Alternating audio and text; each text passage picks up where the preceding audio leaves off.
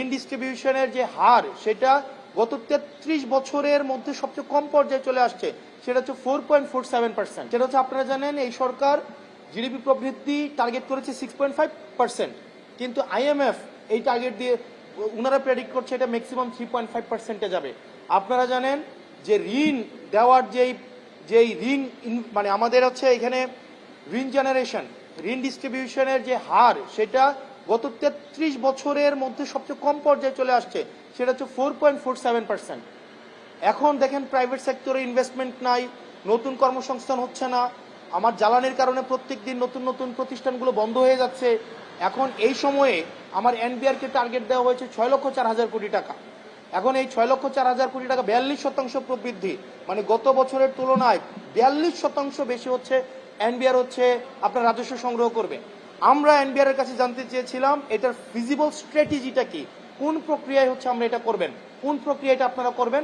এবং এনবিআর যেই প্রেজেন্টেশন দিয়েছিল প্রথম অংশে সেখানে মনে হয়েছিল দেখেন আমাদের দেশে অলরেডি যারা ট্যাক্স দেয় তাদের উপরে আবার ট্যাক্স আরোপের একটা বিষয় থাকে, এবং তাদেরকে বারবার এই যে ট্যাক্স মাল্টিপ্লিকেশনের মধ্য দিয়ে তাদেরকে আবার বার্ডেন ক্রিয়েট করা আমাদের কাছে মনে হয়েছে।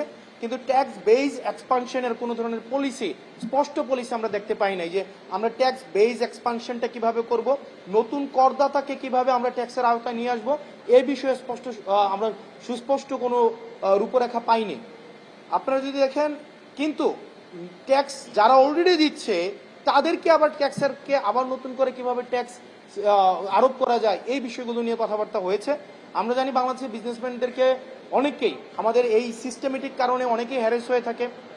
আমরা আমাদের জায়গা থেকে প্রস্তাব দিয়েছিলাম যে কন্ট্যাক্টলেস ট্যাক্স পেমেন্ট সিস্টেম, অর্থাৎ বিজনেসম্যানরা দেখা যাবে কি পোর্টের সাথে এবং ব্যাংকের সাথে যেহেতু সম্পর্ক আছে তাদের এনবিআর এ কোনো যাওয়ার প্রয়োজন নাই, এনবিআর এ গিয়ে এখানে হ্যারেস হওয়া আমাদের এটার কোনো প্রয়োজন নাই।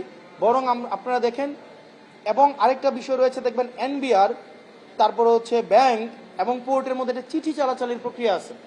এই 2026 সালেও এসেও তারা একজন আরেকজনকে চিঠির মাধ্যমে তারা একটা বিষয় অবহিত করে, ফলত যেটা হয় দেখা যায় যে আমাদের পোর্টে কোনো ধরনের ইম্পোর্ট এক্সপোর্ট আইটেম যখন আসে এটা ডিসচার্জ করার সময়টা বেড়ে যায়, 5 দিনের জায়গায় সেটা হয়ে যায় 2 মাস 3 মাস, এবং আলটিমেটলি এই টাকাটা কিন্তু ক্রেতার উপরে চাপানো হয়। এবং আপনারা দেখবেন যে ব্যবসায়ীরা অনেকে আছে দেখা যায় বেশিরভাগ ক্ষেত্রে তারা যখন কোনো প্রোডাক্ট বিদেশ থেকে আমদানি করে এইচএস কোড সহ বা হচ্ছে এলসি সহ, এটা দেখা যায় 15 দিনের কাজ তাদের হচ্ছে গভীর নোঙরে দেখা যায় তাদের 3 মাস 4 মাস হচ্ছে তাদের কন্টেনারগুলো আটকে থাকে। এখন যখন তারা কোনো ইকোনমিক অর্থনৈতিক অসৎ উপায় অবলম্বন করলে তখন দেখা যায় সেটা আবার ডিসচার্জ করে দেয়।